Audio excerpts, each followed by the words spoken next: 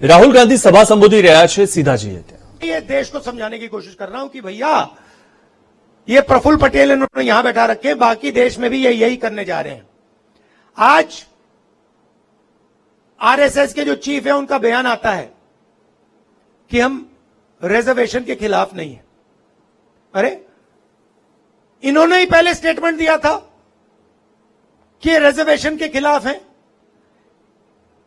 जो भी रिजर्वेशन के खिलाफ है सारे के सारे इनकी पार्टी में जा रहे हैं। जो भी रिजर्वेशन के कॉन्स्टिट्यूशन के खिलाफ है सारों को ये ले रहे हैं।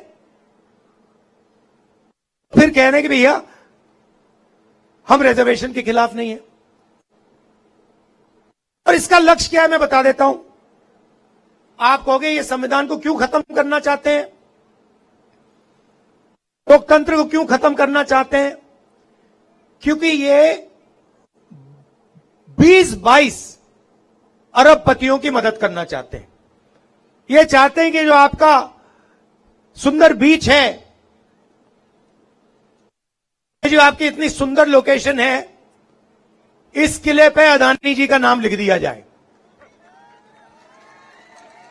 वो चाहते हैं कि इस बीच पे अगर टूरिस्ट आए तो आपको फायदा ना हो, बीच पे साइन हो अदानी बीच,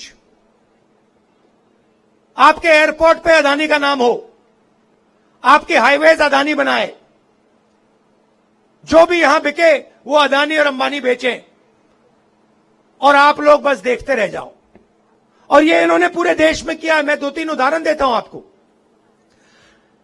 हिंदुस्तान के 22-25 अरबपतियों का नरेंद्र मोदी जी ने 16 लाख करोड़ रुपया माफ किया है। आप जानते हो 16 लाख करोड़ रुपए कितना होता है बेटा? हां, जो लाल शर्ट पहने हो, जानते हो 16 लाख करोड़? हां, तुम जानते हो 16 लाख करोड़ रुपए कितना होता है?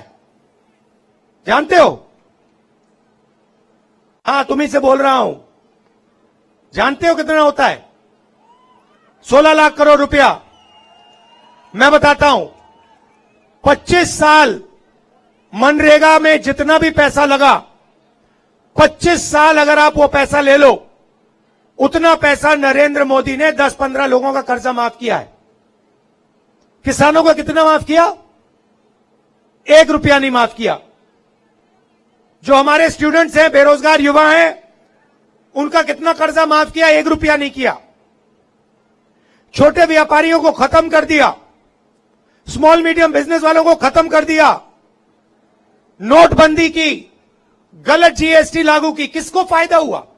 यहां पे एक आदमी नहीं है जिसको नोटबंदी से फायदा हुआ हो। अदानी, अंबानी। आप मुझे बताओ, यहां पे कोई एक व्यक्ति है जिसको नोटबंदी से फायदा हुआ है? ना। एक आदमी है यहां पे जिसको जीएसटी से फायदा हुआ? ना। अब देखिए, मजे की बात देखिए। आप शर्ट खरीदते हो, ये भैया आपने शर्ट कितने की खरीदी? हां, आपने कितने की खरीदी है? अरे भाई आपसे पूछ रहा हूं, सफेद वाला। हां, कितने की खरीदी? 200।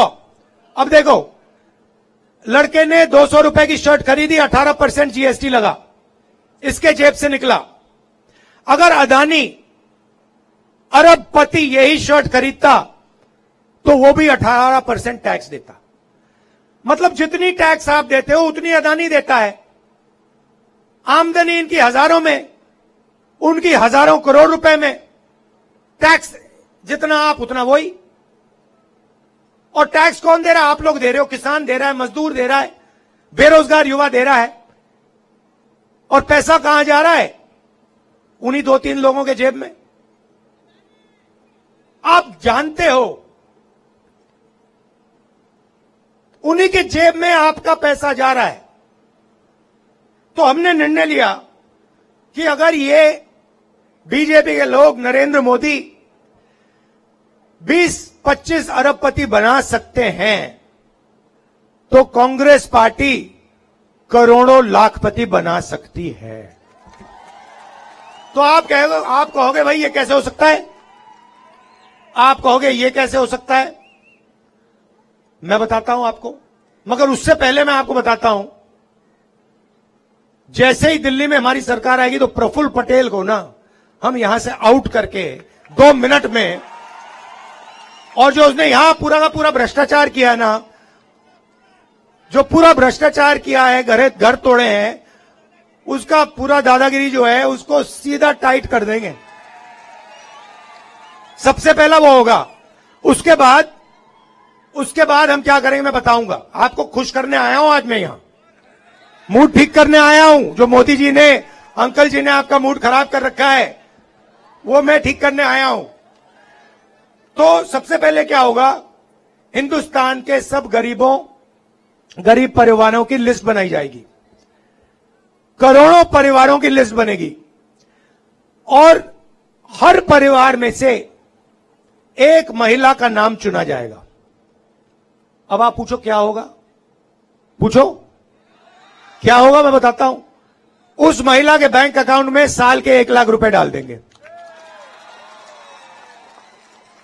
हर महीने 8,500 रुपए खटाखट 1 तारीख को खटाक खटाक खटाक खटाक। आप जानते हो यहां महिलाएं बैठी हैं, 21वीं सदी में महिला और पुरुष दोनों काम करते हैं, जॉब दोनों करते हैं।